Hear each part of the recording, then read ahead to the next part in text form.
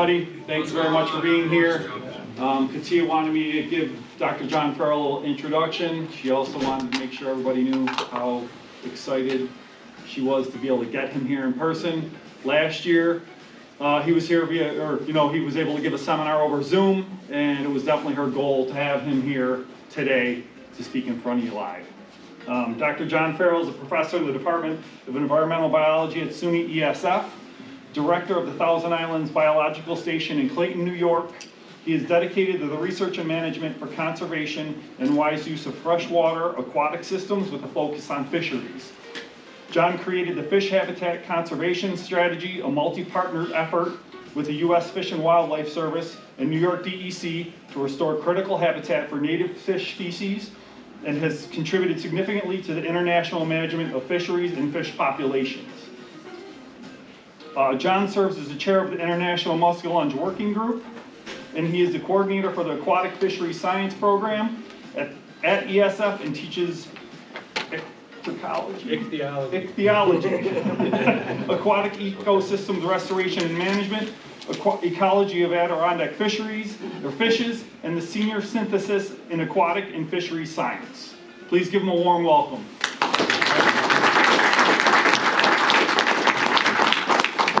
Thank you, Scott.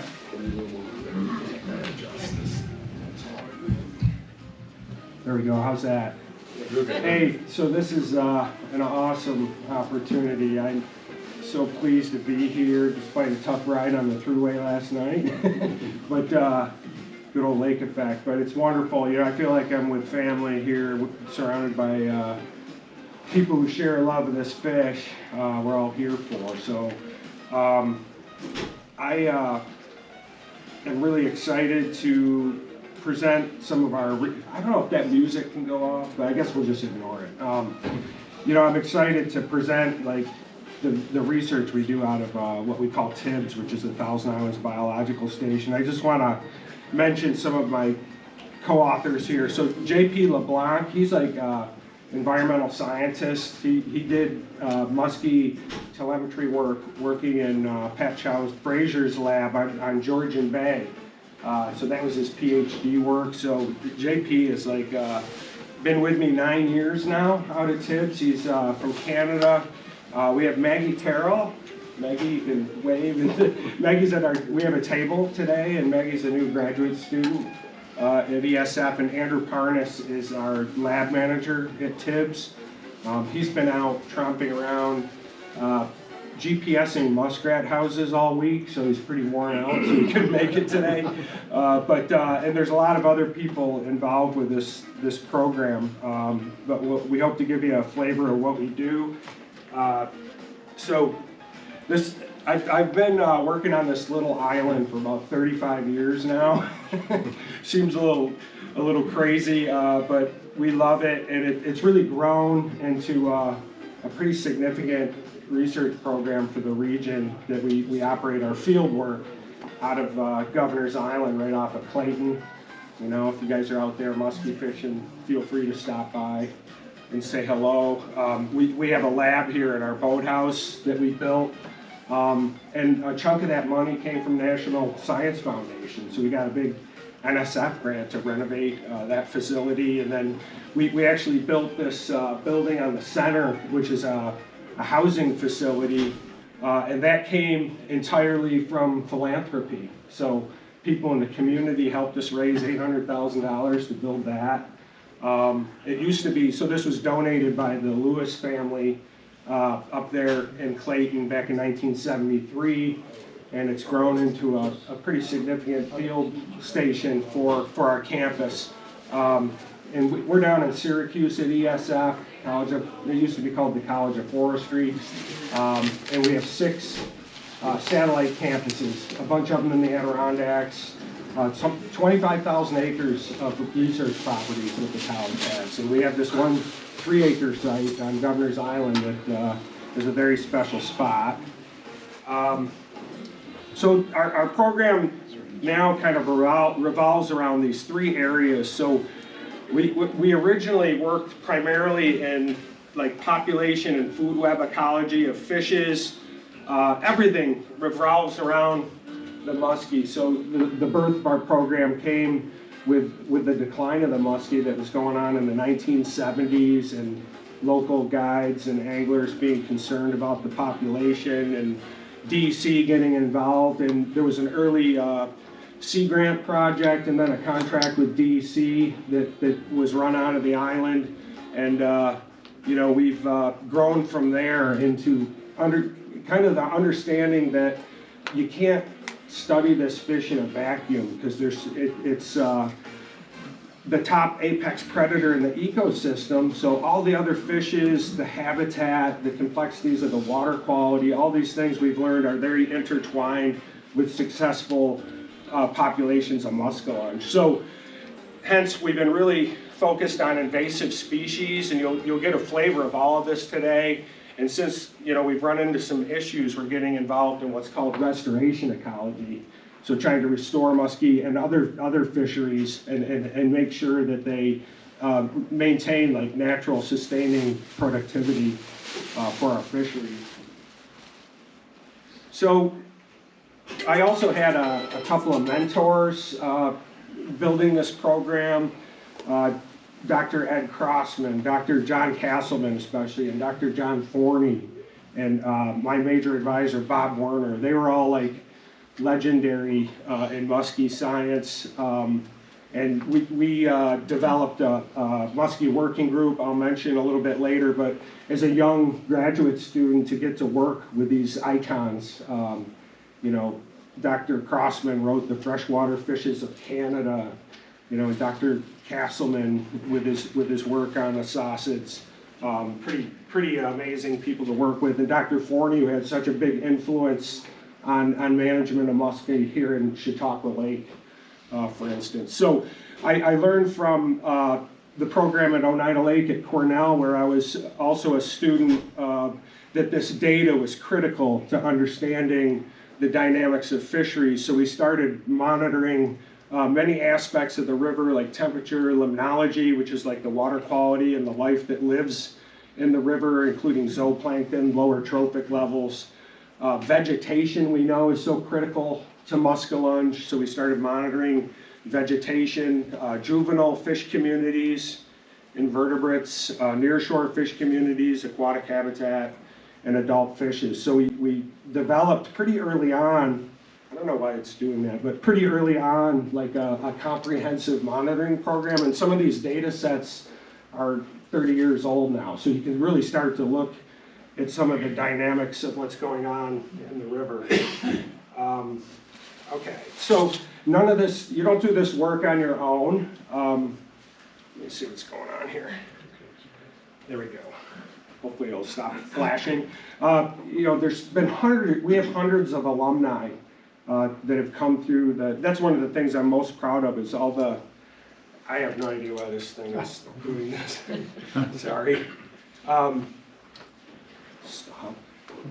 So I think we have somewhere around 250 students that have come through the program and had some experience either working for us, volunteering, doing graduate degrees. We've had over 40 graduate students complete their programs at the Thousand Islands Biological Station.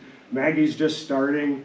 And then, you know, incredible numbers of partnerships, of organizations. I really want to point out, you know, Muskies Incorporated and Muskies Canada today, because this group has really been super formative in supporting us, both financially, but also with people helping us, giving us information. It's kind of like a cultural relationship, and working with anglers. We learn so much from the angling community. I've learned that from my predecessors, that you can't manage fisheries without working directly with the angling community. And we learn so much information from what you guys are doing that helps guide what we do. So those interactions are super important. And then there's like NGOs like Save the River and the Land Trust, Thousand Islands Land Trust, and then a lot of funding agencies. We'll get money wherever we can get it, because it's all a soft money outfit. You know, the Buffalo Bills I put on there because, you know, it was tough last week, but you know, the Bills keep me going. So we're still hopeful there. So today we want to talk about these points. I want to make sure we get some information about the importance of the recreational fishery. It used to be a commercial fishery a long time ago, back in the 19th century. And kind of our challenge, so you're going to hear about some disappointing trends that we're working on, but then also, you know, optimism with restoration, research advances, and we're going to talk about a new species, a new fish on the block that's coming into the system, and then how you can get involved and help. So that's my goal today, is to do that outline. So first of all, this is a picture from the St. Lawrence, and it's not a musky fishing day. This is bass fishing. So, you know, bass tournaments are really centered on Clayton, and I think many organizations have considered the Upper St. Lawrence River the #1 bass fishery in North America, which is, you know, a wonderful distinction. It also puts a bullseye on you. So a lot of people are interested in coming up and fishing. I usually pick fishing spots that don't look quite like that, but I think they're actually waiting to come into a weigh-in or something. But it's really important, the economics of the fishery, because the money that revolves around fishing and doing these things that we love, the angling activity, feeds back into the research and conservation efforts, right? So, and it also builds local economies, right? In places like we are right here today. So up on the St. Lawrence, there was a study done by a contractor from DEC back in 2017 where they had, for the Upper St. Lawrence River, 569,000, almost 570,000 angler days, 13% of the Great Lakes fishing effort, direct expenditures of $28.4 million, and an economic output of $84 million on the Upper St. Lawrence River. And I don't believe these numbers are correct, and I don't think DEC does either, because they were done in 2017. So that was the year of the flood. So if you were up on the river that year, there was a kind of an economic depression because of the flood, because people couldn't get on the water, their cottages were flooded. So these numbers are likely on the low end. But there's another group, there's a survey of fishing and hunting activity that's summarized by the American Sportfish Association that shows across America we have 52.4 million anglers in our country, 148 billion in economic impact from those angling activities. Nearly 1 million jobs, 945,500 jobs associated with that industry, and contributing 1.8 billion to conservation. So those are estimates that come out of surveys that are done, and you just think of that tremendous impact. There's taxes through the Sportfish Restoration Program, like when you buy lures or a duck finder, all the stuff it's a small excise tax that goes right back into the DEC, and it gives them the ability to run hatcheries, do boat launches, all those sorts of things. So I just wanted to make sure that I made that point, that, you know, it's a user-based system that works. Here we go. So, getting back to Muskie, we have, we're going to be talking about the St. Lawrence River. It's binationally managed.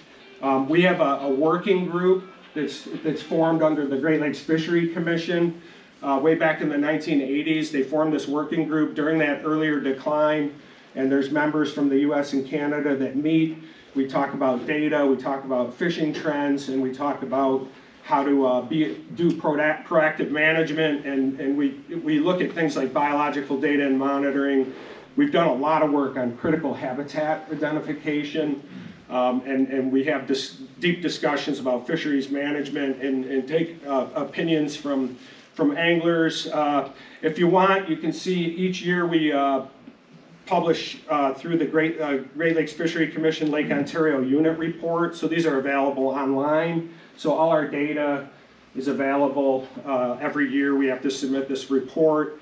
You know, the goals of the fishery are to make it self-sustaining. That's a special thing about the St. Lawrence River fishery. The ecological role is an apex predator. and to provide a quality trophy fishery for the community. So those things haven't changed. This was a management plan that was done, and that's our management statement to perpetuate muskie as a viable self-sustaining component of the fish community and provide a quality trophy fishery. And you're going to hear about how catch and release really is played into that. So, you know, this is, look at that fish, huh? I love seeing all the fish here, the mounts, the pictures. We get to see them in a little different way because we get them during the spawning run primarily, and then we get information from the anglers. But we caught this one in the river in, I think it was 2023. It was a 57-incher. And it had one of the most beautiful patterns I've seen on a muskie. So really, and the head on it was just enormous. And this fish was laden with eggs. It was the females, as you guys know, tend to be larger, and we actually used it in our broodstock program. So you know, the genetics of this fish are likely to be really special. But it's kind of like a responsibility. So we talked about the economics, but really, and I think everybody embraces this, is that we have a responsibility to, conserve and protect this fish that we all depend on.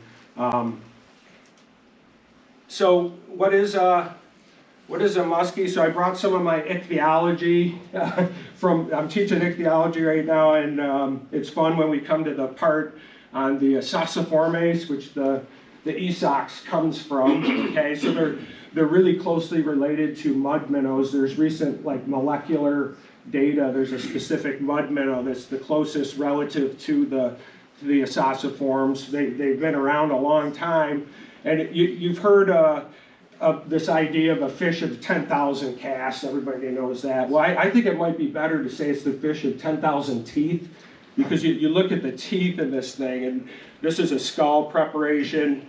Everybody knows you got to look out for those babies, right? Those big canine teeth, and then you got these are the vomeron teeth, and there's these tooth pads just covered with teeth. And we find dead muskie from once in a while, and we had a student do a skull preparation, and all the teeth fell out of the muskie, and we had this whole bowl full of teeth. So, you do not, and they're all curved backwards, so you definitely, to hold that prey, so they don't lose it. So everybody knows not to get your hands stuck in there.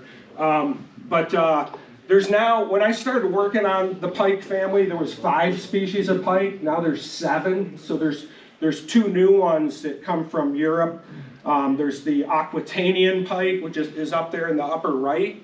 And then the Cisalpinus pike right there, which is the Italian pike. So there's actually 2 new pike species that have been described. So it's kind of neat. And then, we have these others in the river. We have the grass pickerel, which lives in wetlands. This is our new kid on the block. I'm going to talk about the chain pickerel, which is moving into the system. There was an introduction into Lake Erie, and that is a long time ago, but it's spreading into our ecosystem, so we'll talk about that. And of course, the northern pike, which is an important part of the fishery. They have this, despite being like this large, sit-and-wait, voracious predator, they have this sensitive early life stage, right? So you've heard me probably talk about this. This is a musky egg right here, and you can see this backbone developing right here prior to hatch and after spawning. So they're spawning in wetlands. That thing's about the size of a Crossman BB. It's way blown up here. So they just lay, there's no nest built, they're scatter spawning. So that egg is at the mercy of the environment, right? To be able to hatch. These are the sac fry. You can tell this is a northern pike here, and see how the yolk sac's all covered with melanoforms, those dark spots. The muskies don't have those spots on their yolk sac, so they're gonna absorb that yolk. That's their stored energy. They get it. There's a shunt from the mother, from the lipids of its liver to the eggs that occurs. So it's got that maternal investment into each young, and once it absorbs that yolk, it'll have to feed on zooplankton. So this is that early fry stage. That fish there is about 5/8 of an inch, and they're swimming around. And they need like specific habitat conditions in wetlands. They need zooplankton, little tiny crustaceans in the near shore in order for them to grow, and then they become piscivorous over on the right. The beautiful fish, these young of the year muskie with their yellow dorsal stripe and starting to form their spots, are vicious predators. So they act a lot like the adults. So they're out in those wetlands and those bays and those weedy environments and searching for fish to eat and growing pretty rapidly. And then they leave. This is a subadult muskie here, which I'm sure some of you have caught these and how striking they are with those really dark black spots that jump off that like steely silverish background.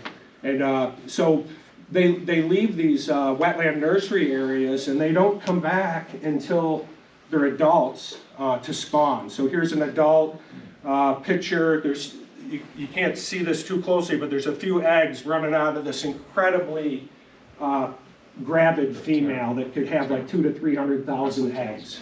So that's their life cycle, and it may take a fish, 20 years to get like that, but 6 to 8, usually 7 or 8 years for them to reach maturity and come into these bays and spawn. So a lot of work has been done to understand more about this biology. We've done surveys of hundreds of sites that have potential between the US and Canada to define these sausage spawning in nursery areas. We've used radiotelemetry, a lot of field studies and seining, and more recently you're going to hear we developed a hydroacoustic array, so we're putting tags in fish that give little sound pings. Like in wildlife research, you can use a different type of tag that a satellite can detect, but underwater you need these receivers that can detect sound because it travels longer distances in water. So there's arrays of receivers now that can be used to look at fish movements, and I'm going to show you some cool data about that. So I mentioned the seining. So this is our kind of core activity, is to look at the success of that reproduction and then also monitor the environment of the muskie. So we started doing this seining back in 1983 on the river with Steve LePan and others in the old days, and then we standardized this technique, and we have about a dozen spawning and nursery sites that we've monitored since 1990 every year in a standardized way. So we drag these seines. You guys are welcome to come try it. Put on a wetsuit, drag that thing through the water and look at what we catch. We also do aquatic habitat work, and we collect data not just on the sausage and the muskies, but all the fish that we catch, even little tiny fry that might exist as prey. So we'll catch thousands and thousands and thousands of fish that we archive and monitor the trends of those species to look at the health of the river. Another thing we do is we manage muskie, right? So one of the important things is to look at the age distribution. So unfortunately, the primary aging structure is the clythra. That's not unfortunate, but the unfortunate part is to get a clythra, the fish has to be dead, right? So we started a program working with taxidermists in the old days, and now we collect clythra from fish we find dead. But it led to a basis for understanding the size structure, and also Dr. Castleman worked on this with us and developed, this is work by Castleman and Robinson, where they looked at the ultimate growth and size. And I know the muskie angling groups really latched into this, and it shows that the St. Lawrence River always falling on the top of the size distribution. So it's really at the upper river, for those of you who have fished there, it's not about your catch rate, right? People are out there working so hard to get a few muskies, but the St. Lawrence River is known for the size of the muskie. They're incredible. So if you look at some of these are the males. They have dimorphism, females being much larger. This is the mean upper length is almost 55 inches. That's the what's called L infinity, 61.7. So these data say that that's the maximum size that we'd see in the population based on this collection of Clythra. So, and this seems pretty accurate to me. So this would be an extremely unusual fish. So out of all the angler diary data that we've done since 1997 and musky size data, the largest fish that we've seen is 61 inches. There's been a few 60s, Richie caught one. So they're extremely rare. But they're in the population, and they exceed what you see in other populations. Georgian Bay, very close, but the St. Lawrence reigns supreme in musky size, and that's what attracts a lot of people. So we use this, really more importantly, is we use this Clythra information and management. I think a lot of you have seen this, but you can reconstruct the age structure of males and females. Here's the size in inches. Here's the distribution of ages. It's called a von Bertalanffy growth curve. Von Bertalanffy was a famous scientist, Nobel laureate, who actually worked at University of Buffalo for a time in his career. But he created this growth curve, and you can use it to manage fisheries by setting size limits. So historically, not that long ago in terms of life on the muskie, we had a size limit of 36 inches, and you could see that all these fish were available to exploitation, which was going on at that time, at an age where they weren't even reproductively mature. So that's like a management no-no. You don't want to be exploiting and removing things from the population that haven't had a chance to spawn. So that is what led to the increases in size limits. That's where it is today. So all these fish are being protected from exploitation. We all know we've moved towards voluntary catch and release, which we'll talk more about, but that's the basis for the increasing size limits that you've seen really across muskie populations in North America. Okay, so here we go. Richie's with us today. I grabbed this quote from him. He released this. How big was this fish, Rich? I think that one was like 58. 58, pretty big muskie, right? In the old days, nobody would let that go. You put the white flag on your boat, you come into Clayton. There used to be hooks at the TI hotel where you'd hang your muskies. They were there a couple years ago. I would show people those hooks, you could still see them. They took them down just a couple years ago. Then you go into O'Brien's and brag about your fish. That's frowned upon now. And Richie has this quote. I didn't think it was going to live. It would be on my wall, but I live on the river. When you take a fish like that, you take a piece of the river. I didn't want to do that. So that represents a big change, right? And it was really led in part by the Muskie Release Award, created by Save the River. Have to give them credit. They also put out that hat. I've got one on our table today. And it really, I don't know if it started in Clayton, but it really spread across the range of muskie management. We were early. This was in the mid-1980s when this started. And, it's kind of, the anglers embraced it, and now we have a catch and release philosophy.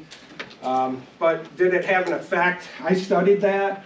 And this is old data. You've probably seen it before, but we compared the size distribution before those changes, and then right after they were initiated, and we saw, massive increases in the length distributions of muskies following the adoption of higher size limits in catch and release. So these are the bad old days.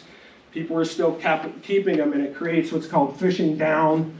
People taking all the muskies, they tend to take the biggest ones first. It's very, very common. So this isn't rocket science, but when you start releasing these fish, some of them are surviving, and they're continuing to recruit to larger population sizes. This is really exciting for anglers to see, this modal distribution of like 3 inches for bigger fish. We continue to see this because of that philosophy. I think if we hadn't done it, we'd be in big trouble right now if we had continued those ways. But the really exciting thing is these larger fish also led to boost in natural reproduction. So this paper I published in I think it was 2007, yep, in Environmental Biology of Fishes, so shows the effects on recruitment. So we started seeing more and more young in the nursery areas at the same time. So it's like, this is the management philosophy that's working. We felt like rock stars working with the community and seeing like some of the best fishing at the time. So there was also, at that same time, we had these huge spikes. So this is, we monitor anglers. I thank everyone that contributes to the Angler Diary program. It's given this long-term data of angler catch rates and effort and activities, a lot of information. So thank you for your contribution to it. It's been going since 1997. We're kind of struggling with it at times. People do come in and out of it, so you know it's not the same anglers. I think there's one angler that's been through there the entire time. The Finas from Chippewa Bay, they deserve an award. Let's see. So anyhow, we saw this enormous spike in catch rates. So you'll see catch rate per hour, and at that 0.1, that's our management goal, is to have a catch rate of 1 adult muskellunge, 10 hours fished. And this dotted line is actually the catch rate, and the other line is the angler hours. More and more docks, more and more algae, more and more invasive species. So that the river's really, being sort of attacked by people who want to be there, which is understandable. A lot of economics, but we need to protect our critical habitat. You know, another part of it is something that comes from invasive species and transoceanic shipping. So, we have the St. Lawrence Seaway that comes up through the river, through the Great Lakes. This is a map of the shipping routes. I think it's 14% of the traffic is from transoceanic ships. So, there's been a lot of changes in the river because of this. There's this concept called invasional meltdown by a famous ecologist named Dan Simberloff that says synergistic interactions among invaders may lead to accelerated impacts on native ecosystems. So, and we're seeing this. So the river's changing in an accelerated way, and it's because of the combination of invasive species. So we have somewhere around 190 invasive species. Roughly 60% to 2/3 of them came through ballast water and ships and through the seaway. Zebra mussels, when I started working there, zebra mussels weren't on the river. Round gobies, tube-nosed gobies. This is European frogbit. This is Circopagus. It's a predatory invertebrate. Hemimysis, bloody red shrimp. Echinogammarus, hybrid cattail. That's Bithotrephes, another invasive zooplankton. So things have really changed, and we're on the lookout for this European tench up here, which could be really problematic, and it's already moving up the river. So we have a lot of changes. It used to be worrying about populations and working with anglers and commercial fisheries to manage exploitation, to maintain strong year classes of fish. And now it's so much more complicated because habitat's changing, the species mix is changing, and it's like we need to research and understand most of these to look at the impact on the things that we value, right? So that's difficult. It can take a decade of research to understand, at least at a basic level, some of these changes. So that's where long-term research is so important. Another thing is, besides like the invasive species, we manage water levels in the ecosystem, and this has a big impact on habitat. We know that, right? We've done a lot of work with the IJC. There's a new group called GLAM. I'm part of their ecosystems committee, and you know what happened to Plan 2014. That's been difficult, but it was designed to improve the environment, so they're continuing with adaptive management. And a lot of our data will go into models and help protect things like muskie, we hope. But some of the other invasive impacts, this is hybrid cattail in Goose Bay. You know, you look at the extent of hybrid cattail, and you can also see the low fall water levels. This is from Spencer Busler from the Land Trust, 2024. Somebody showed me a picture of Rose Bay this winter. It's just mud flats, right? So, you know, higher water levels in the river would allow muskrats and herbivores to exist on the floodplain and maybe break some of this up, but we have this big monoculture of aquatic habitat. And when it dies in place, it's actually accreting, so the wetlands are rising, and fish a lot of times are unable to utilize all this habitat. And you're gonna see another change. So this is this is Flynn Bay. Flynn Bay on Grindstone Island is just a gem. It's got a healthy spawning muskie population today, which is getting harder to find. Flynn Bay contains a lot of diversity, and it still supports a significant spawning population. And what we see is because of this typha, you see this typha everywhere. There it is in Flynn Bay. When it does flood and when it does break down, it drops the oxygen level. So this is DO level, so fish need oxygen, right? So you got pretty good oxygen in the spring. This gray line is what's considered hypoxia, and then it goes to near zero, almost anoxic. Okay, so we're seeing these impacts like in nursery areas. This is the main river, much higher, but in our productive wetlands, we're seeing hypoxia. We're very concerned about it. This is, again, Flynn Bay. So we have this native habitat called bulrush, and when it changes to this typha, we see these changes. I don't want to go through all this data, but this SAV, submerged aquatic vegetation, is critical to muskie, and we see the typha crowds it out. It drops the oxygen down. So this red is the typha. You can see the oxygen difference between these two habitats. The litter cover difference is way higher with the typha, and the SAV does better without the typha. So, you know, this is a big issue, and it's a ubiquitous effect throughout Lake Ontario and the river, and it's really spread across the North American continent. Hybrid cattail. Another one is goby. So we have the dubious honor of having the largest gobies in the Great Lakes system in the river. You know, they're getting huge. You guys are probably catching them. I'm interested to know if you're seeing these in muskie guts, adults. But we're looking at the diet and how these gobies are affecting the river. And these really big ones seem to eat dracinid mussels primarily. But we did an experiment with smaller ones. This is a muskie egg again. And we put muskie eggs in a whole bunch of treatments that represented like the spawning habitat. And we put 30 eggs in there in one round goby. And in 24 hours, we saw this incredible reduction. So they sniffed out and found those muskie eggs and ate them in a complex habitat. So they have that ability. So we're seeing this egg loss potentially due to round goby predation. And then you top it off with this. So this is the VHSV that caused the big die-off 2005 to 2008, and it's left a legacy in the ecosystem. It's chronicled in an article I wrote in our muskie management book that came out in 2017. Dr. Castleman took that picture. Muskellunge are really sensitive to it, but another factor is look at round goby.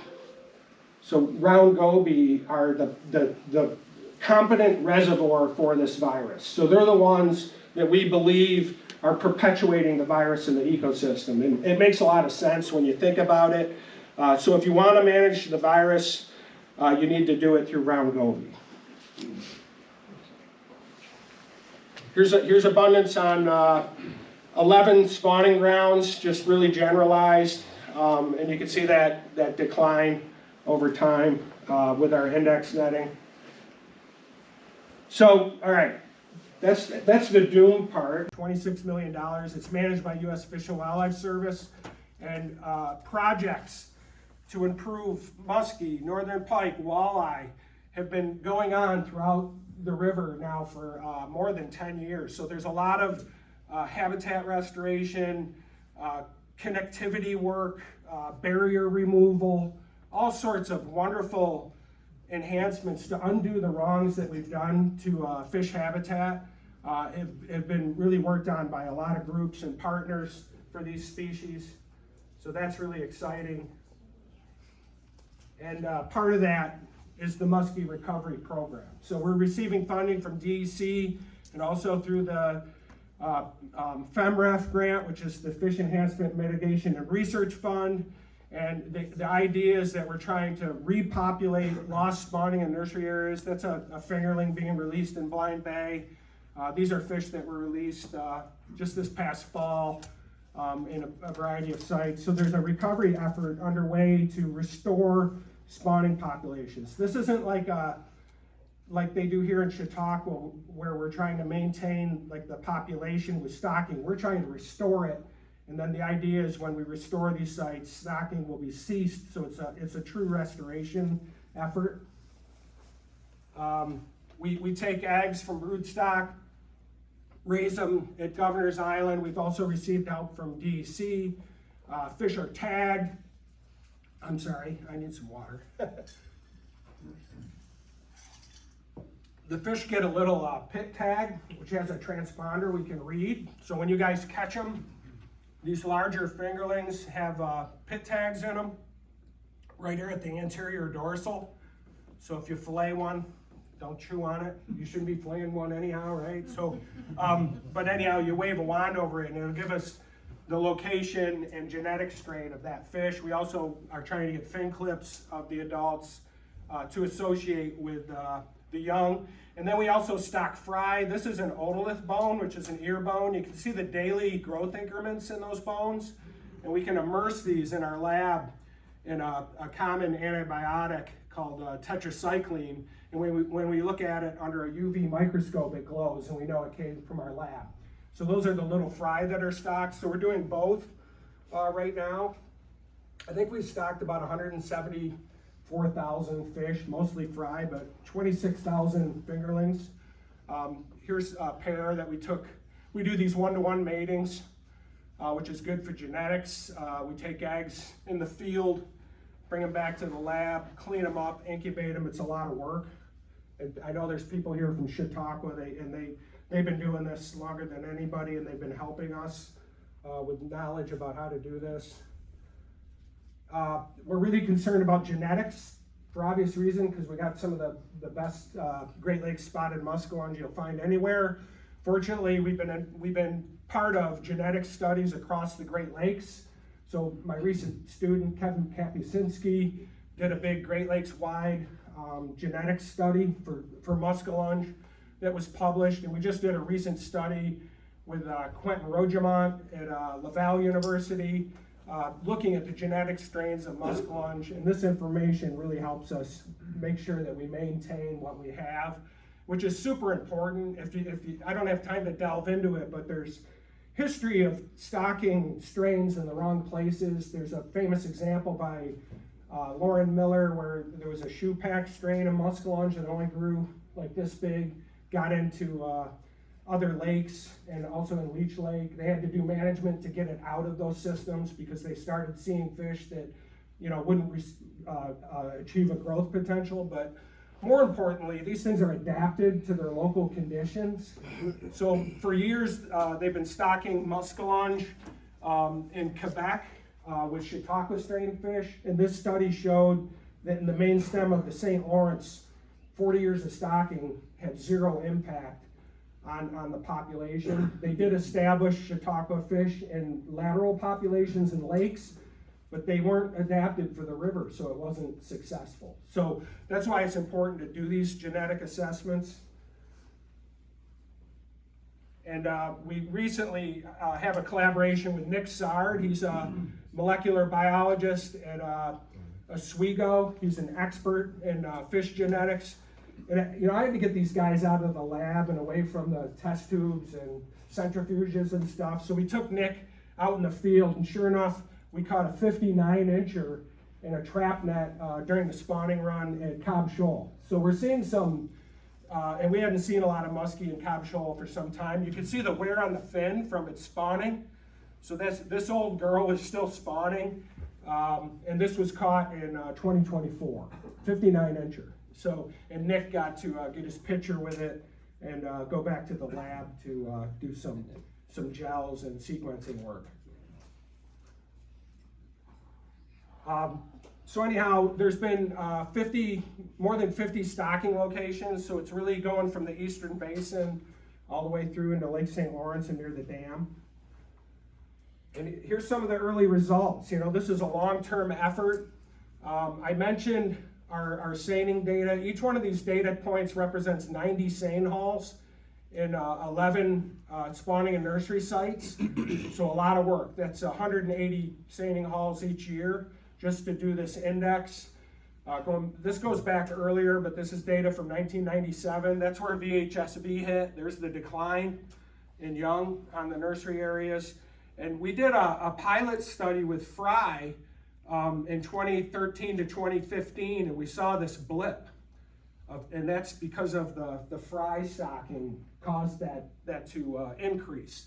So it was a successful pilot study, and here's the impact of Fry stocking on the abundance of muskie. So there's an improvement that's associated with the Fry stocking. The fingerling stocking comes later, so it's not part of this analysis. Okay, so you get this in the nursery grounds, and then in the fall you get fingerlings on top of that. So that's the restoration effort. And we caught, you know, people see our fry that are like 1.25 inches at best, 1 1/8 inches. They're these cool little tiny fish. But this muskie right here was caught in the fall, and we're pretty sure we didn't take the otolith out of that fish, but we didn't. It was prior to stocking fingerlings.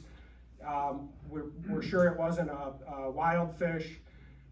So we're getting some incredible young that come from the fry stocking program. So what happens after that? You know, we really don't know if we've had any impact until anglers see these in the population.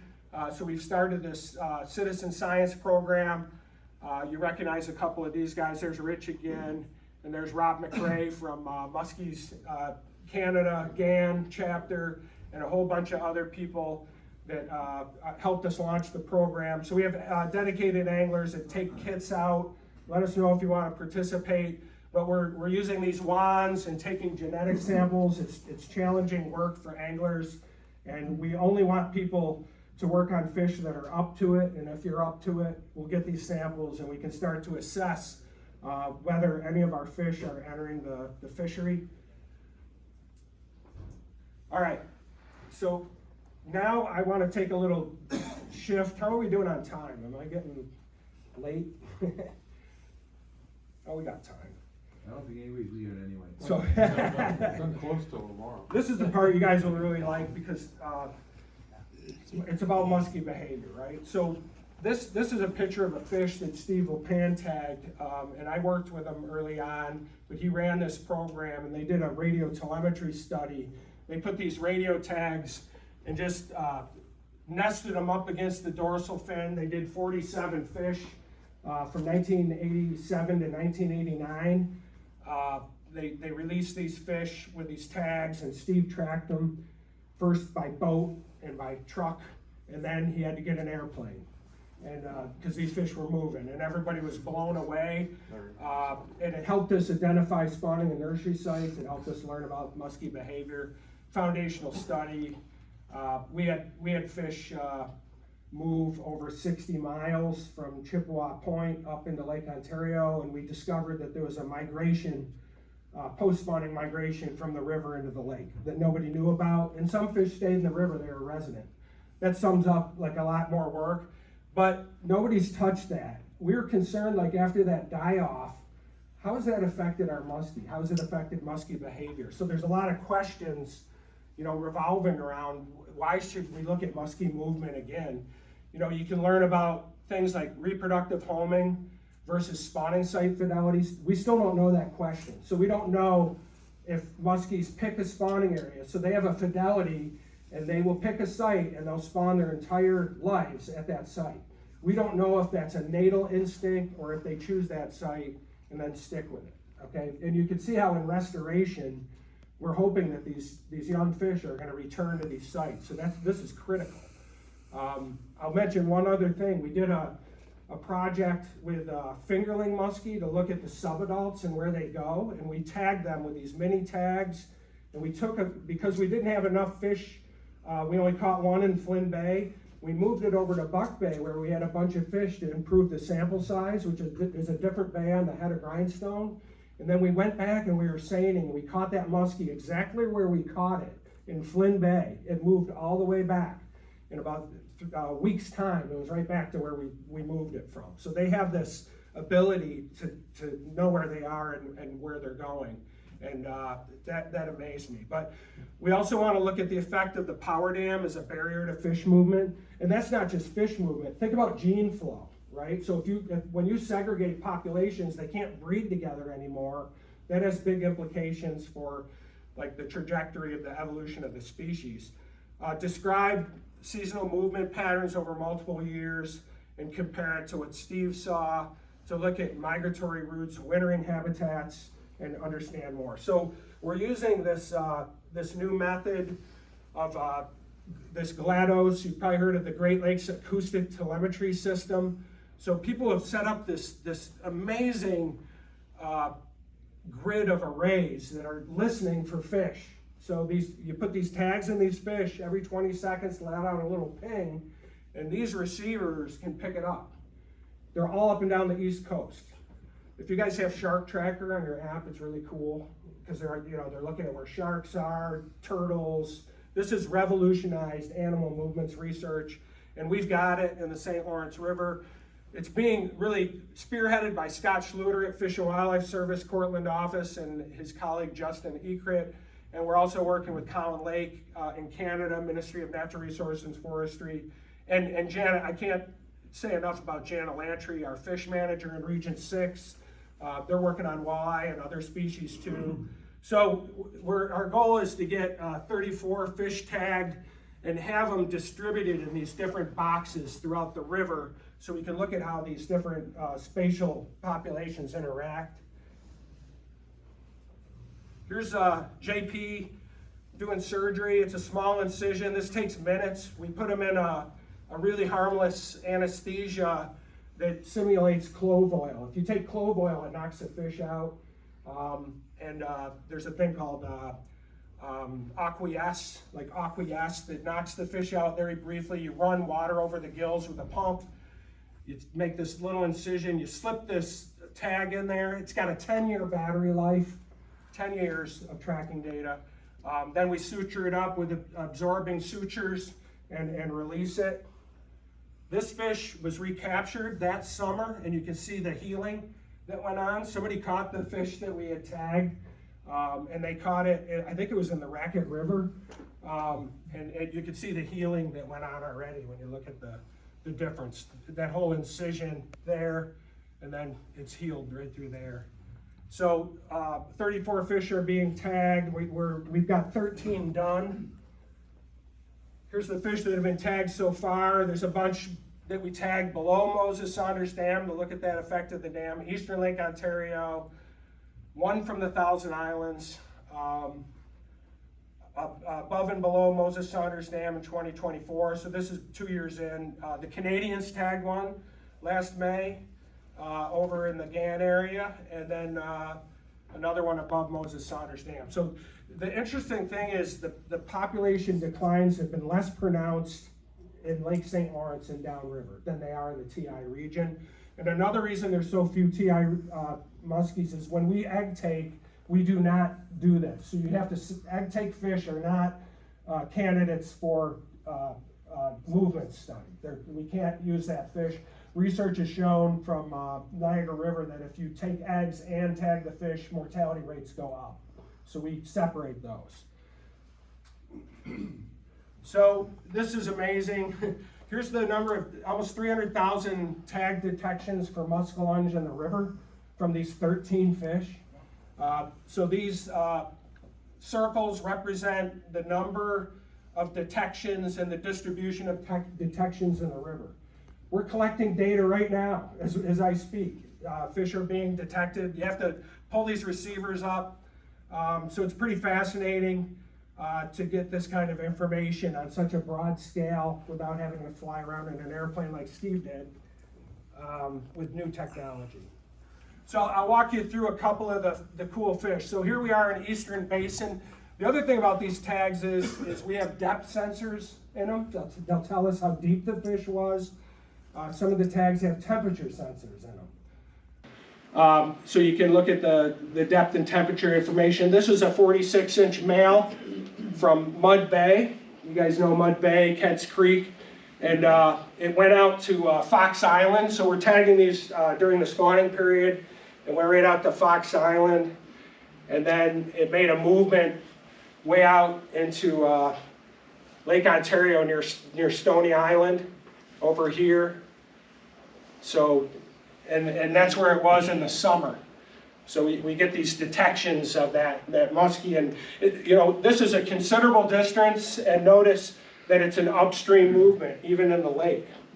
So that's a trend that we're going to talk about more.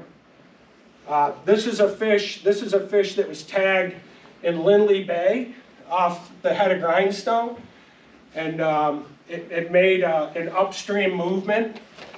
There's the detections. It was hanging around Howe quite a bit. Went up towards Kingston, and again made an upstream movement. You're going to see more information on these studies.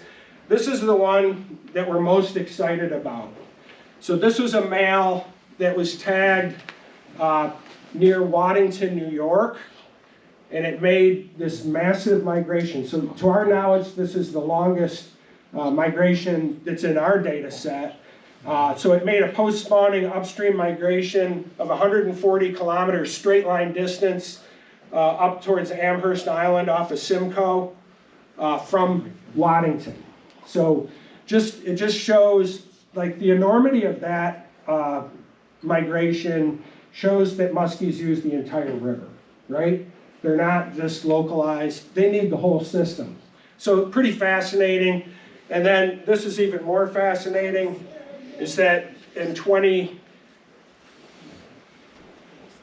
this puts together the 2022, 2023 data.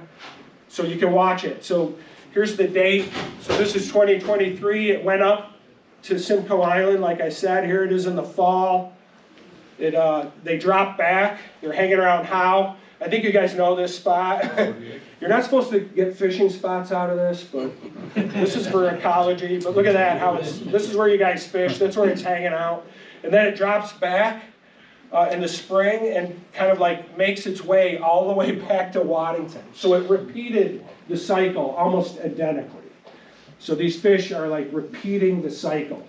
And it's a complex cycle of spawning movements, post-spawning upstream migration, dropping back like into wintering fall and wintering habitats, and then kind of like dropping into areas that are pre-spawned in preparation for spawning.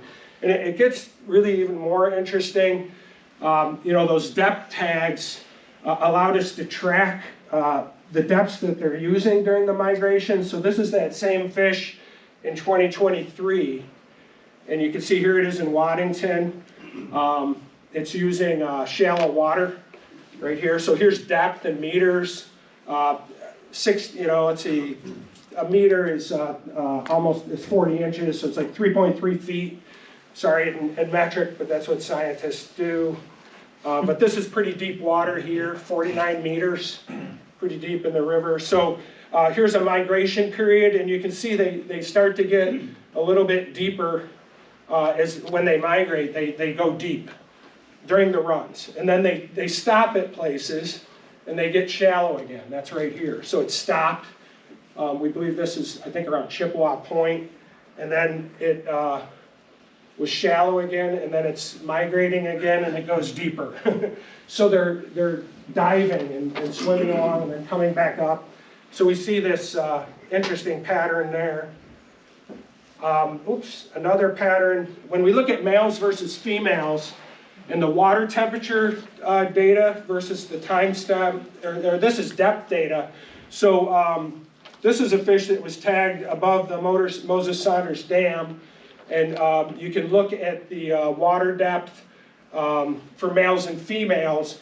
And you can see there's periods of time where they deviate. There's places where they're separate. So here's females separate from males, or from a male.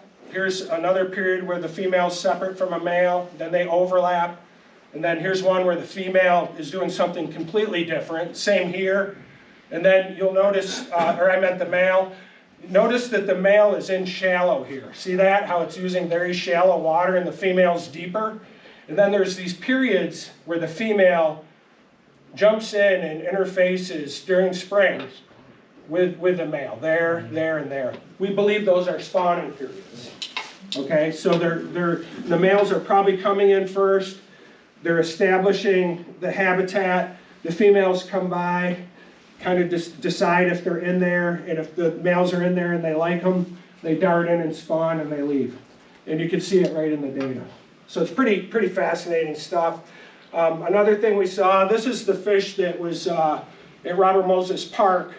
So it's impacted by the dam here. Here's the South Channel, the dam's here. And we don't see the migrations. The fish are staying right within like a smaller region. So we didn't see this upstream movement and the migration of fish associated with the dam. They were more resident. I think they're stuck. All right, so that's just some highlights of some of the movements data. Richie? Yeah, I don't know if I can even ask this right, but when they migrate and fish spawn, you have to have different families of fish interacting, right, in order to keep it healthy? That's right. We don't write for genetic diversity, but we don't know if they're pair bonding either. So we had, and we want to get like pairs of fish tagged so we can see how they interact together, whether there's like actual pair bonding. That's unknown in Muskie, but Steve LePan tagged 2 fish that were paired at Chippewa Point. They migrated to Amherst Island, and they one fish left first, and then the other fish went to the same spot. So the males and females went to the same location, which kind of looked like they knew each other. So, you know, we don't, that would be novel information. So good. On top of that, if they're relocating and spawning with different family than what they're from, that's good? Or can be good? Yeah, I mean, they're going to do, like what I said, we don't know exactly what they do, but that's going to be their tendency biologically. But yeah, we want to have genetic diversity, you know, so we use like sibling. So if you want to talk to Maggie about this, she's going to be doing a study linking the young to the adults genetically. So when we look at a population of young, which adults did they come from? 1 adult, 1 female, 5 females? Right. So we can get to what's called effective breeder set, and how many breeders are driving the production in the population. So Maggie will be at the table, and that's going to be her master's study, right, Maggie? Yep. So there's some special tools to do that. This is the new kid in town, the chain pickerel. And this is a little video of what's happened with chain pickerel. So 2008, Colin Lake with Jim Hoyle was the first author, published the first account of a chain pickerel in Ontario ever. Okay, so that was, and he reached out to us and we used our database to help him, and they published that. But you can see years clicking by, and here's the spread and detections of chain pickerel in the ecosystem. Interestingly, the DEC runs their warm water assessment gill netting program. They haven't seen them yet. And I think I'm starting to understand why. We do this nearshore survey with trap nets and seines. And these fish, I think, are spending their entire life in the nearshore embayment habitat. I caught my first one in the river last August. It was 21 inches. And it was in August, and it was in about 1.5 foot of water. It would have been like fishing for a largemouth. It really attacked it. I think these fish are in those habitats throughout their life. So you can see the spread of chain pickerel, and we believe they're going to continue downstream. They've been in Black River Bay a long time. Yep. Is this the same fish that's like all over Oneida? Yeah, yep, with that yellowish fish, chain-like pattern. You know, they're a pretty nice fish at good size. In some systems, they get really stunted and abundant, and they drive ice fishermen crazy because you catch one after another. But we're really interested in, so JP calls it the fish of the future. We're not, you know, this is something that will be available to anglers at least, and but we're interested in the interactions it's going to have with muskie and pike in the nearshore habitat. So I'll move on to that. So here's our trends in chain pickerel since 2011. You can see the increase in adults. There's one there. Here's the sites throughout the 1,000 islands that we monitor. You can see the increase in the number of sites containing chain pickerel. So we're, you know, they sputtered along, and then now they're increasing, and our students are actually using it as a fishery, and a lot of times they're going to Anchains Bay and Rusho and other bays along the South Shore of Grindstone and crushing chain pickerel angling.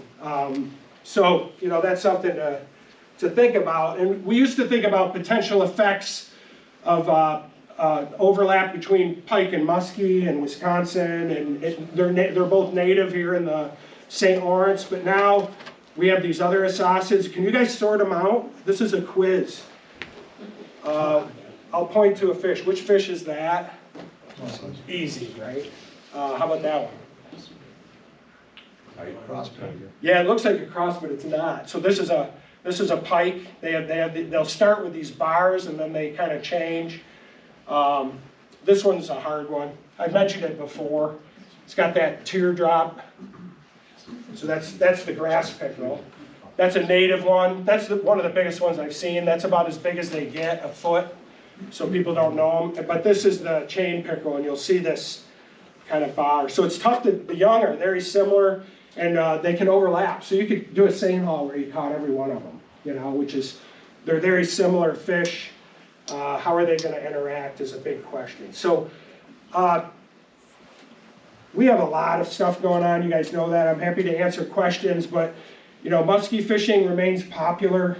You guys are here. It's a testament to that.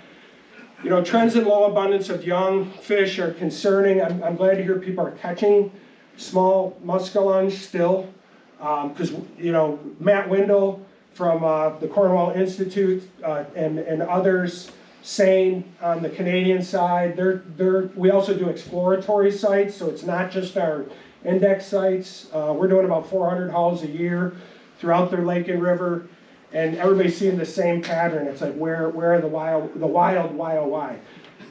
We didn't stock Flynn Bay, and we caught a bunch of wild fish this year. So there's bright spots, you know. So we're trying to be proactive with the restoration program.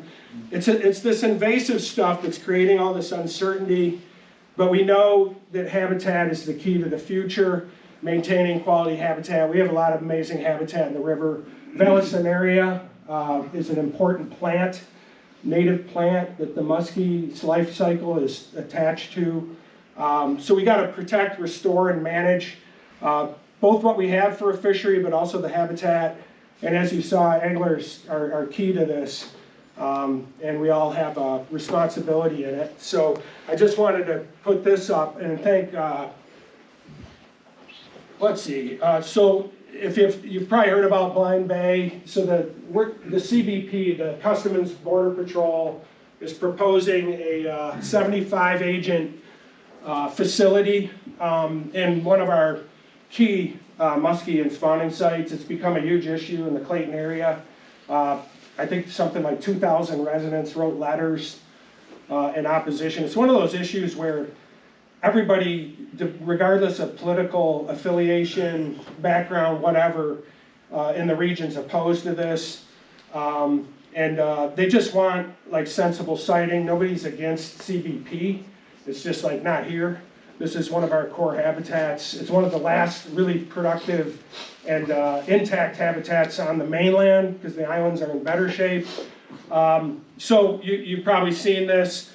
Some good news is this site, this alternate site, was back on the table recently. And I want to thank Muskies Inc. and others that wrote letters on behalf of my request. When I told people about this, people went out and wrote letters to help change this outcome. And Chuck Schumer's played a big role, and others. So we've got a new administration. We're going to see how this plays out.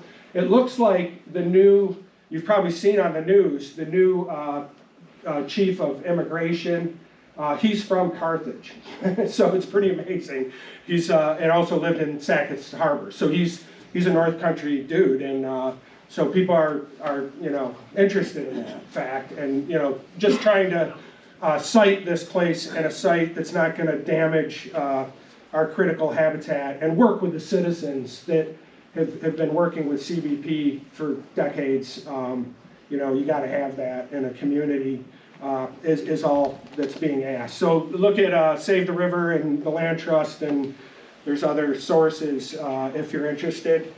And then you could join Tibbs Friends and help us get involved and maybe participate in the diary program. Let us know. It's really hot in here, so I'm going to finish there. I thank you guys for your time today. It's great to see the big audience. I can take any questions. Yeah. Just to reiterate, there were 7 variances of VHS. Did anything contribute from the gobies, and how big was the biggest gobies that you guys found in the seaway? Yeah, I think we found gobies up to 10 inches. Yeah, and the amazing thing was we weren't like looking for them. They showed up in the musky trap nets. So the musky trap nets have pretty big mesh, and we started catching like these large gobies, so we studied them, of course. But yeah, and Anna is looking at these new variants, and we think there's mutation going on, so it's kind of like what's called reservoir competence. So it's like, are you a good host for this virus? And you think a goby, everything eats it, they're distributed everywhere, and they carry the virus, and they're also what we call serially stressed, because they spawn like 4 to 6 times a season. So when something spawns, it's a stressful, energetic, and metabolic process, which your immune system would naturally be depressed, and it might allow the virus to replicate really rapidly. So in their interactions with other fish and muskie that test positive for this virus. Not like we did before, but we picked up fish most years that we send down to the Cornell Vet College, and they come back positive. So it causes this hemorrhagia. They can carry it. It can hide like in the brain tissues. So a lot of research has been done, and it seems to be that host competence of the goby is probably what's perpetuating it in the ecosystem. Thank you for that question. Good question. Well, thank you for the presentation, and we appreciate everything you guys are doing. Yeah, thank you. In the back? John, is that acoustic technology that you were talking about, does that cover lake-wide on Ontario? Yep. So yeah, it's being used across a lot of species. So if we have fish that are out in 600-700 feet of water, orientating somewhere out there, that'll ping? Yeah, they have receivers. There's like, they call them shadows, so it's not perfect. You can't cover sound detection in every square inch. So there's pretty large areas where we have fish that like go off, we call it going off the grid. They just disappear. You're like, we don't know where that fish was. And some of them, it might be months and months, and then boom, they pop up somewhere. So we don't have perfect coverage. It's almost like there's gates, so when they cross this spot, you know it. Do you have data how deep they're getting into the lake? Yeah, it's kind of interesting. It was on that one, and we just downloaded these things, so JP is now working with the data, and we went from 30,000 detections to 300,000 in 1 year. So computationally, it's challenging, but yeah, I think we see fish, the river in the American Narrows goes down to about 70 meters, 240 or something, and then Brockville Narrows is super deep too, and then out in the lake it's much more. But we didn't see them like going way past like Stony Island or something like that. So it's kind of like river-like depth, so, you know, I would guess 40 to 50 meters, stuff like that. Is there any correlation where, if they're out in the lake, that they'll orientate towards the thermocline? Yeah, so another study we were doing, we got all this temperature data, and there's a really strong climate signal. And, you know, the stratification patterns in the eastern basin are kind of odd.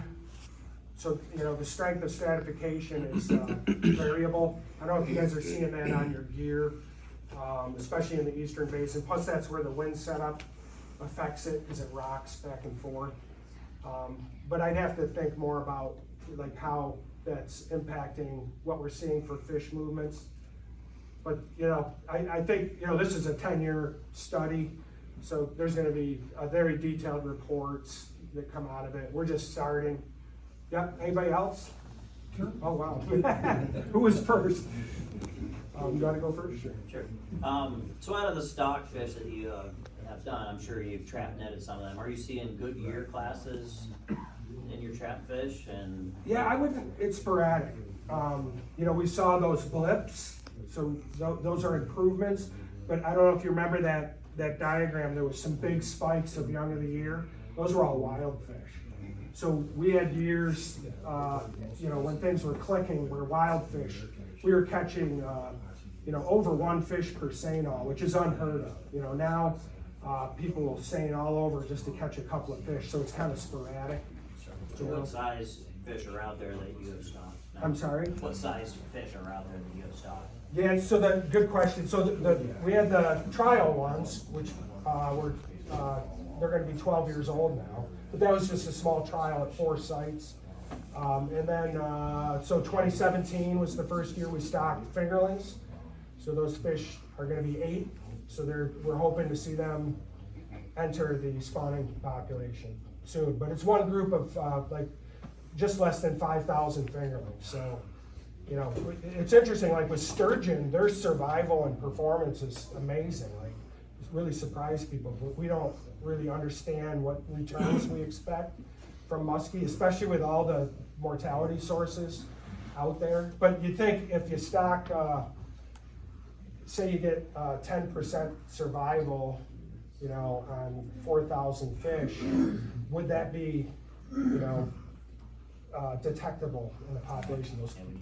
Those 40 muskies, 40 muskies adults is a lot of fish, but we don't know if that's detectable or not. So we hope it is. We don't think the population is that large, but nobody knows. So, next. In terms of migration, do you find any difference between male versus female in terms of total distance they're traveling? Yeah, that's a good question. We saw that one that made the huge movements, was a male. And Steve saw pretty equivalent movements of males and females. But, you know, I don't think we have enough data to like answer it, but males move a lot. But, you know, if they have this strong sight fidelity, they're gonna end up at the same places. You know, the males come in first, they come in shallow. We see it in our trap netting data. They're waiting for those females, and then the females come in a little later, and they're not there long. They dart in and get out and come back in and out to spawn. It's amazing, like 200,000 or 300,000 eggs. They're squirting them out, you know, they think it's like 20 to 50 or 60 at a time. So you just think of the amount of effort just to release all those eggs all over the place. It's just got to take a lot of time.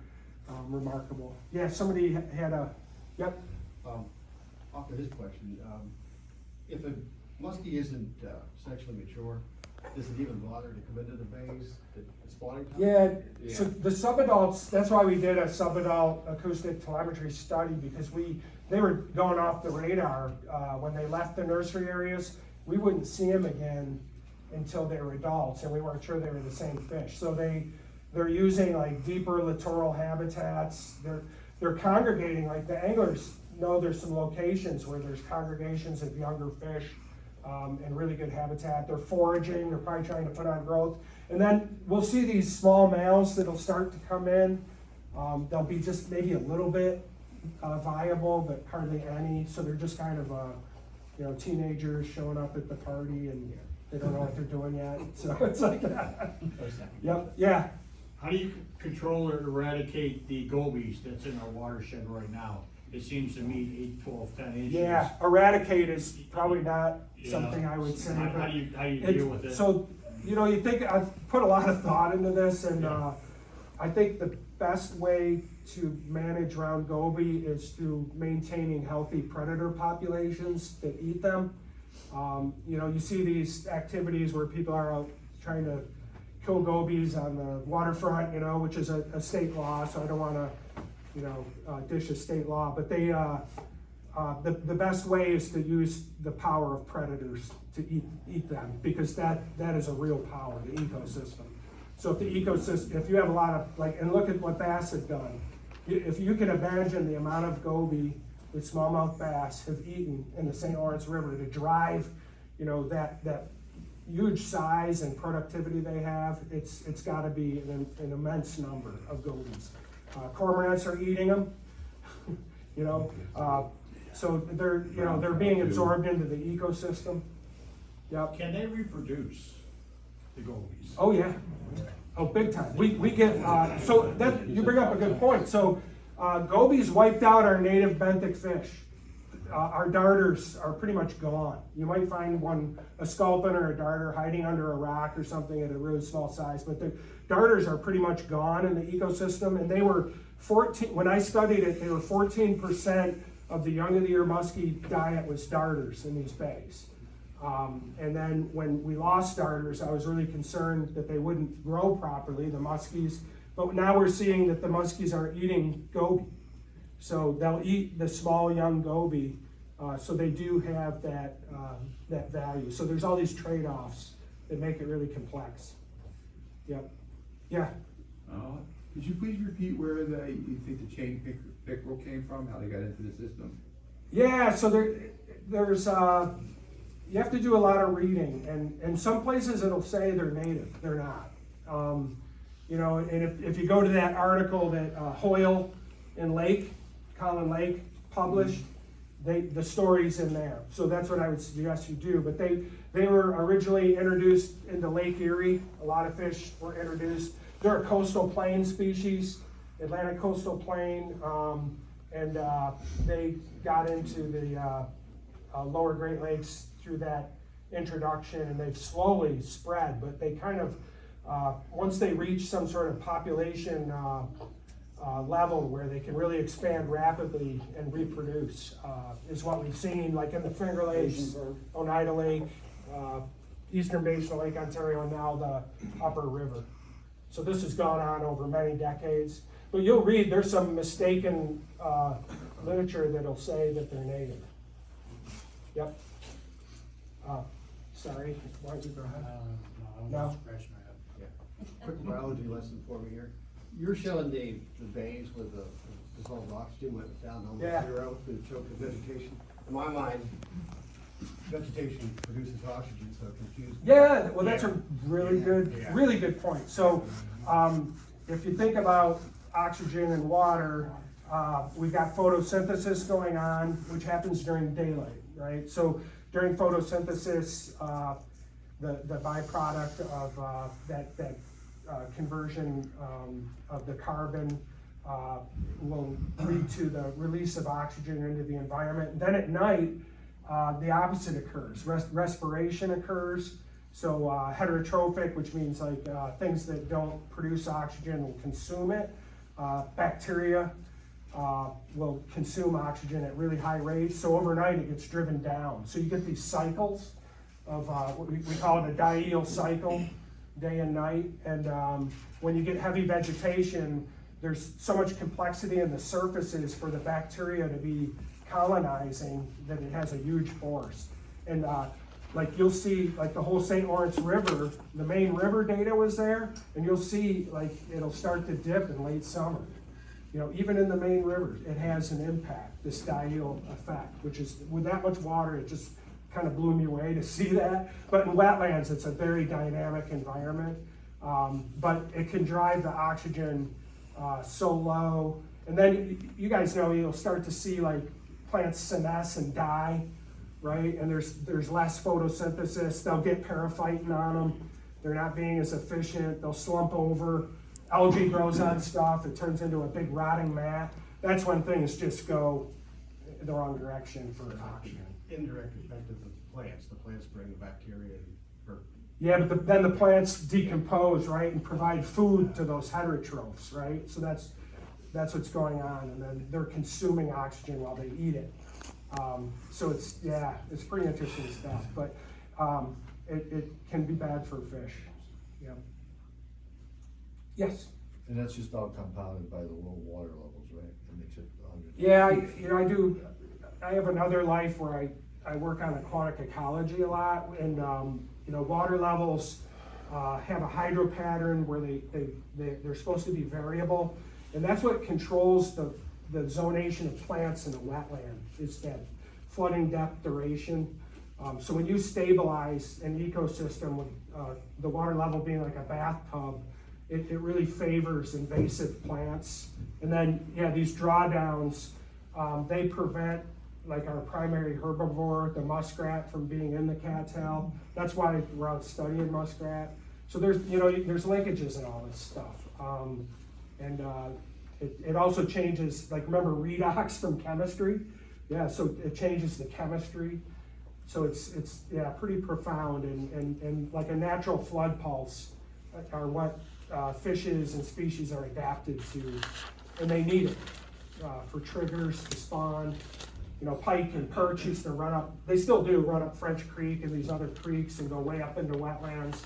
And part of the project was actually enhancing those connectivity pathways for fish.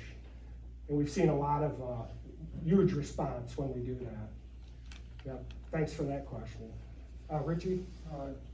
A lot of the deeper ones, it's harder to pick them up, and then you see like a string of them there at Amherst, where it goes out into the lake. Yeah. When you have the string of islands running out there, like, we're like Maine Duck or whatever. Yeah. It looked like you had a line of sensors, but then around the islands, there was a pretty big group of sensors. Yeah, so any pings out there? So I have another slide. So the sensor array, just to clarify, it's like hundreds of projects, so people share it. That's the cool thing about GLaDOS. It's like all these different investigators doing the array for different reasons, right? So, and there's a system where you download your receiver, it goes onto the GLaDOS site, and then everybody's fish that shows up on your receiver is available to them, right? So it requires that participation. But we just started looking at this data 2 weeks ago for this meeting in particular. So I don't have my knowledge base like that refined to be able to answer that right now, but we could. By the pings, it looks like they just never leave the river, which it's probably not the case. They moved upstream, which was interesting, but they, and that was a pretty good distance. On the lake, distance is a little different than when there's a perception in the river. 20 miles seems like a long way on the river. On the lake, it's like, oh yeah, I can see it over there, but so they're moving pretty good distances. But we didn't see like that the mixing. The lake fish weren't going into the river, they were staying out in the lake. From Mud Bay, and we have two main spawning areas, Mud Bay and Fox Island, that we know of. There's a few others. There are a couple others spots that they spawn in. But I don't know if you saw, they just caught looks like a St. Lawrence Great Lakes Muskie in Oneida Lake through the ice last weekend. Beautiful fish. So everybody's like, how did that get there? But it did.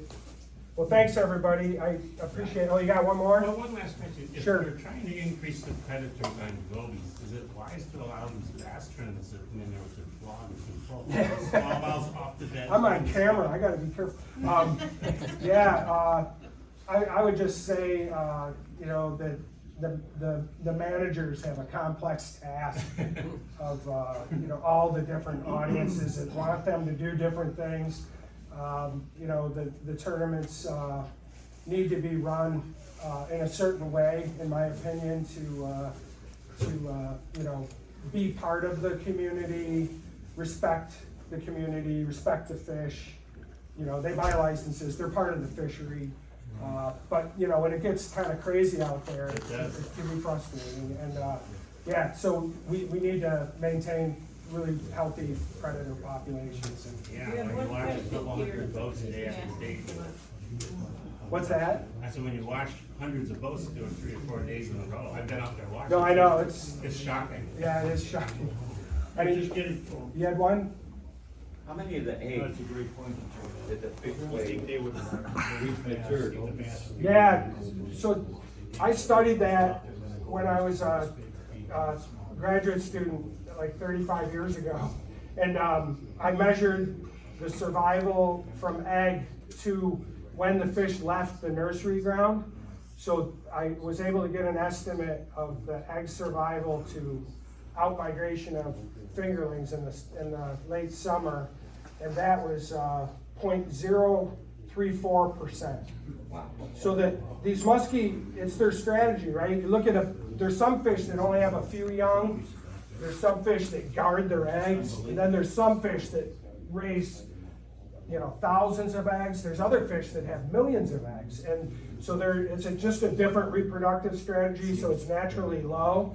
So it makes it hard to detect, you know, a problem or change when it's naturally just not good. Just think if every muskie egg survived, we would be up to our armpits. You wouldn't be able to have a ship go through the river to see so many muskies. Yeah. You mentioned the radio tracking study that was Pandan. Is that the same study that Larry Ramsell worked with him on? Yeah, I think, I remember Larry was. If it is, was there ever a determination, I recall from years past, that they estimated how much of the population possibly left the river, went to the lake, stayed out there all summer, and then 60%. 60% leave the river? Or no, 60%. 40% were resident of the 47. Yes, 60% go out and then don't come back to the fall. Yeah. So we don't know if we're seeing that ratio now. I mean, that was a bigger study, but if we get our 34 tags out, we'll learn a lot more. Yep. All right, thanks, everybody.